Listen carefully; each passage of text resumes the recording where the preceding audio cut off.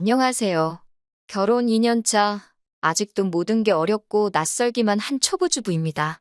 결혼이라는 게 서로 다른 두 사람이 만나서 하나의 가정을 이루는 일이잖아요?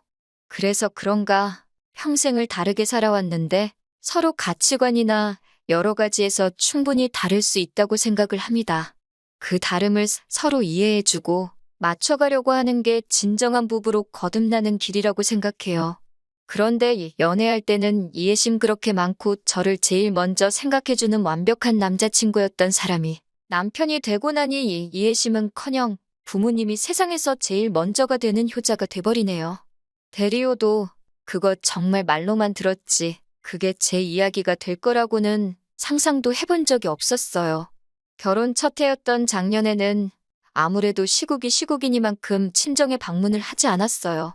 원래부터 친정어머니께서 기관지 쪽이 안 좋으셔서 친정 부모님이 은퇴 후에 시골로 귀농을 하셨거든요.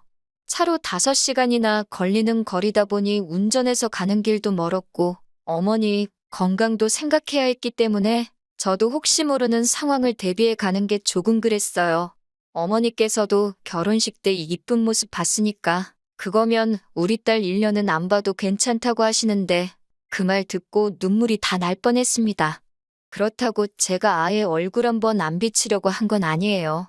올해 설날에는 한번 가야지 했는데 남편이 먼저 선수를 쳐서 친정 부모님하고 미리 통화를 했더라고요.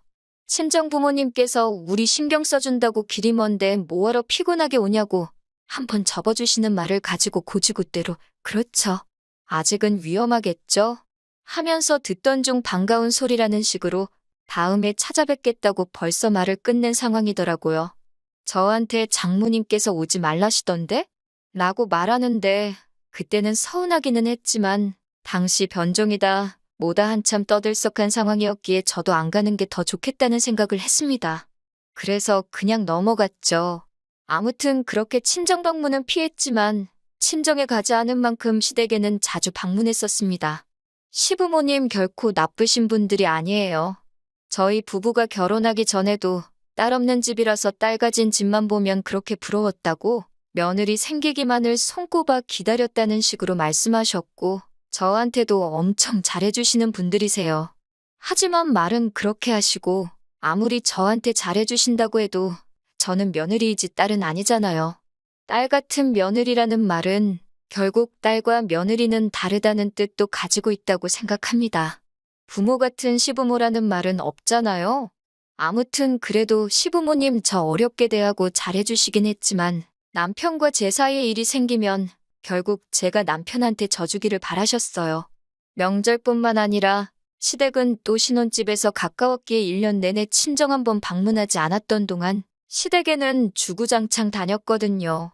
남편은 딸 같은 며느리 운운하면서 시어머니 무슨 일만 하고 계시면 저보고 도우라며 대리효도를 강요했어요. 가만히 있으면 저보고 눈치가 있네 없네 하면서 얼른 가서 거들라고 하고 자기 어머니 일이면 아주 눈이 뒤집어져서 제가 가만히 있는 꼴을 못 보더군요. 어머님은 괜찮다고 가서 쉬고 있으라고 하는데 그러면 남편이 아주 난리법석을 떠니까 어머님도 하는 수 없이 간단한 것들만 골라서 저한테 시키셨어요. 그리고 어느 순간부터는 저희가 온다고 할 때면 제가 할 만한 간단한 일들을 미리 만들어서 제가 할 일을 미리 정해놓고 계시거나 했습니다. 최대한 제가 남편한테 싫은 소리 안 듣고 일도 편한 것만 골라놓으신 시어머니 배려였지요. 그때야 워낙에 결혼 초이기도 하고 아무것도 몰랐으니 알아서 눈치 보면서 시어머니를 도왔고 그게 당연한 거라고 생각했습니다. 제가 시부모님한테 하는 만큼 남편도 친정 부모님께 잘 해줄 거라 믿었거든요. 그런데 정말 그 마음에 한순간에 무너지는 일이 생겼어요. 올해부터는 슬슬 풀리는 분위기이기도 하고 결혼 이후로 1년이 다 지나가는데 친정 한 번 간 적이 없었잖아요? 어버이날이 다가오기에 남편에게 올해 어버이날에는 꼭 친정에 가자고 했습니다. 그런데 남편 표정에서 조금 가기 귀찮아하는 느낌을 받았어요. 입으로는 올해는 찾아뵈야지 하면서도 계속 한마디씩 덧붙이는 말이 거기까지 운전해서 가면 피곤하겠다 하는 식으로 이거 뭐 장인 장모님을 모시고 살던가 해야지 친정이 멀어도 너무 먼 거 아니냐 하면서 생각도 없는 말만 저렇게 하면서 사람 기분 나쁘게 만들더라고요. 그러더니 오랜만에 장인 장모님한테 전화나 한 통 드려야겠다 하더라고요. 능글맞게 말하는 거야. 남편이 워낙에 잘하는 거라. 별 시덥잖은 이야기로 친정부모님한테 안부도 묻고 분위기 좋게 대화 잘 이끌어가다가 이때다 싶었는지 거기까지 가려면 길이 어떻고 운전하는 게 어떻고 하면서 누가 봐도 저희 부모님한테 가는 길이 멀어서 힘들다는 식으로 눈치를 주더라고요. 어머니가 사위라고 눈치를 보시지만 그래도 1년이 넘도록 찾아뵌 적이 없는데 친정어머니도 한 번 왔으면 좋겠다는 식으로 대답하셨어요. 명절이 아니라 차도 그렇게 막히지 않을 텐데 하면서 그리고 저도 면허가 있으니 중간중간에 휴게소 들려서 교대하면서 오면 덜 피곤하지 않겠냐 하셨대요. 남편은 전화 끊으면서 의외라는 반응이었어요. 그도 그럴 게 매번 코로나다 뭐다 먼 길 운전하는 거 피곤할 텐데 집에서 쉬거라 하시면서 안 와도 된다고 하셨던 분이셨으니까요. 그래서 어버이날에는 드디어 친정에 내려가기로 완전히 정해졌는데 남편이 나중에는 말도 안 되는 억지를 부리기 시작했습니다. 어버이날인데 어떻게 한쪽만 챙기냐, 시댁은 안 챙기냐 하면서 말이죠. 그러면서 어버이날은 하루밖에 안 되니까 각자 부모님 알아서 챙기는 게 맞는 것 같다 하면서 계속 안 가겠다는 식으로 빼더라고요. 기어코 어버이날 바로 직전에 같이 친정 가기로 한 거 말을 바꿔서는 자기는 시댁에 갈 테니 친정에는 저보고 혼자 다녀오라고 하더라고요. 그래도 신경 써준다고 차키는 저한테 주겠다고 생색을 내는데 참 그때 기분을 글로 표현하려니 어떻게 써야 할지도 모르겠습니다. 남편 없이 저 혼자 간다 그러면 분명히 오지 말라고 하실 분들이기에 친정에는 이 사실을 알리지 않고 저 혼자서 출발했어요. 자 들어오는 거 보고 아버지랑 어머니랑 버선발로 마중 나오시는데 저 혼자 차에서 내리니까 친정 부모님도 적잖이 충격을 받으신 것 같더라고요. 집에 들어가니 저희 온다고 며칠 전부터 준비하신 건지 상다리가 휘도록 음식이 준비되어 있고 사위 좋아하는 음식이라고 제가 좋아하는 반찬이 아니라 사위인 남편이 좋아하는 걸로다가 반찬통 뚜껑이 안 닫힐 정도로 잔뜩 준비해 놓으셨어요. 그때의 속상한 마음과 서운함에 혼자 서울 올라오는 차 안에서 저도 착한 며느리 그만두겠다고 결심했습니다. 그리고 결심했지요. 남편이 원하는 대로 진짜 딸 같은 며느리가 돼주겠다고요. 그렇게 혼자 친정 다녀왔더니 남편은 잘 다녀왔냐 먼 길 운전하느라 고생했다 소리도 없고 그래도 미안은 했는지 제 눈치 보면서 본체만치 하더라고요. 저는 속으로 벼르고 있었죠. 계속 그러고 있어라. 내가 어떻게 하나 보자 하는 식으로요. 효자 남편은 주말 되자마자 어버이날에 저는 친정 가서 없었으니까 시댁에 인사드리러 가는 게 맞다면서 저를 데리고 나가려고 하더라고요. 순간 욱해서 니는 친정 다녀왔냐고 따지고 싶었지만 저도 다 계획이 있기 때문에 꼭 참았습니다. 시댁에는 미리 말씀을 드린 건지 시어머니께서는 저희 온다고 음식 준비에 한참이더라고요. 그동안 제가 나서서 일을 도왔으니 이번에도 시어머니께서 저한테 시킬 만한 간단한 일 몇 개를 준비해서 기다리고 계셨고요. 밑반찬거리 좀 다듬어 놓으라시길래 밥은 집에서 제가 다 먹는다고 남편을 삐쭉 가르치고 저는 회사 일이 요즘 너무 바빠서 오늘은 좀 쉬어야겠다고 하고 방 안으로 후다닥 들어가 버렸습니다. 방 안에 들어가자마자 침대에 몸을 던져서 누웠어요. 벌써부터 떨려서 심장이 콩닥콩닥 하더라고요. 남편이 따라 들어와서 너 지금 뭐 하는 짓이냐고 성질을 부리더라고요. 그래서 제가 뭐 문제 있냐고 너가 딸 같은 며느리 해달라며? 내가 딱 우리 엄마한테 하는 것처럼 하는 건데 하고 한마디 했어요. 그리고 그 반찬이 나만 먹으라고 해주시는 거냐고 너도 먹지 않냐고 하면서 아들은 손이 없냐 발이 없냐 하면서 딸만 엄마를 도와야 되냐고 너도 똑같은 자식이니까 반찬거리는 너가 가서 다듬으라고 소리를 질렀죠. 그리고 문 닫아버리고 침대에 누웠습니다. 남편도 제가 이러는 거 처음 보니까 당황했는지 따라 들어오지 않고 가만 내비두더라고요. 쉬겠다고 들어왔지만 쉬는 느낌은 하나도 들지 않았네요. 아무튼 식사 준비가 다 되었는지 남편이 제 눈치를 보면서 쭈뼛거리며 들어와서는 밥을 먹으라고 합니다. 저희 시어머니 손맛 좋으신 건 저도 인정하지만 그날은 착한 며느리 하러 간 자리가 아니기 때문에 저는 계획한 대로 반찬 투정을 시작했어요. 맨날 아들 좋아한다고 돼지고기 반찬만 해주신다고. 저는 푸릇푸릇한 신선한 나물 반찬 좋아하고 돼지고기는 냄새나서 못 먹는다고요. 다음부터는 저도 맛있게 먹게 소고기 반찬도 해달라고 투정 부렸습니다.